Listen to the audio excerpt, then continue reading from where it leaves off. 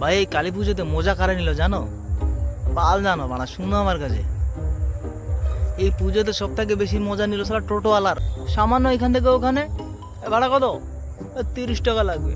এই বোকা চোদা, যেখানে 5 টাকা ভাড়া নয় সেখানে আবার 30 টাকা ঠুকে দেবে এরা। আর সঙ্গে যদি মেয়ে থাকে তাহলে তো হয়ে গেছে খবর তোমার। ও মানে টোটো চালাবে কিন্তু ব্যাকলাইটে শুধু ঘুরে ঘুরে তাকাবে, এইভাবে এইভাবে এইভাবে। ভাই তুই সিসিটিভি হয়ে যা, আর না হলে বাড়ি তুই পিছনে বস, মানে আমি চালাচ্ছি টোটোটা। এমনিতে বাড়া মার্কেটে মেয়ে পাওয়া যায় না, এরা শালা কম্পিটিটার, শালা কম্পিটিশনে নামছে এরা। তাহলে যন্ত্রণা ভালো লাগে। আর অনেক ক্ষেত্রে দেখা যায় শালা ছেলে মেয়ে দুজনে ভাড়া বার করে, এই আমারটা না আমারটা না, এই আমি দিচ্ছি টাকা আমি দিচ্ছি।